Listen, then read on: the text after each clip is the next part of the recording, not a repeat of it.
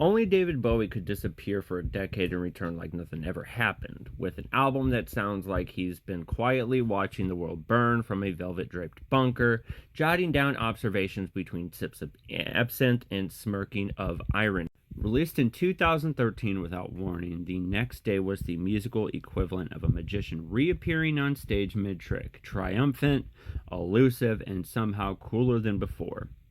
David Bowie, at 66, didn't just make a comeback album. He made a statement that he could still outthink, outwrite, and outstyle the entire music industry while barely blinking. Alright, let's go ahead and start with the cover. A defaced Heroes outwork as if Bowie was scribbling over his own legacy with a Sharpie and muttered, "Been there, done that." It's a cheeky meta gesture signaling that The Next Day isn't about nostalgia. It's about weaponizing the past to say something about the present. Musically, this is Bowie in full art rock general mode. Commanding his troops, including longtime producer Tony Visconti and guitarist Earl Slick, with discipline and urgency. The title track explodes like a lost Scary Monsters B-side. It's jagged, driving, gloriously paranoid. The Stars Are Out Tonight is cinematic pop noir, full of swirling menace and twitchy elegance, while Valentine's Day sounds like a sunny tune hijacked by a school shooter's ghost, catchy and unsettling. And then there's the song Where Are We Now? The song that broke the silence and broke hearts. Haunting, tender, wistful. It sounds Bowie gazing back at his Berlin years through cracked glass. It's a ballad of memory, mortality, and also resilience.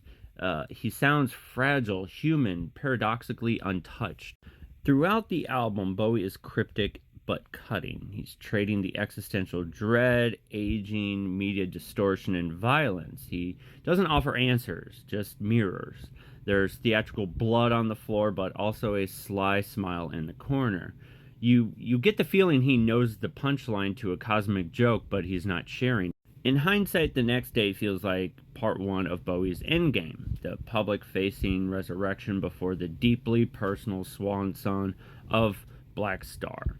Black Star was the deathbed art rock requiem. The Next Day is the reminder that even Bowie's warm-ups are masterpieces. The Next Day is sharp, strange, and surprisingly muscular, not just as a return, but reinvention of the act of returning. Bowie doesn't try to relive his past. He repurposes it, reshapes it, and dares us to keep up. He's not the sound of an artist looking backwards. He's the sound of one who is always a few steps ahead, even when we all thought he was gone. So if you haven't listened to this album, check it out. Let me know what you think.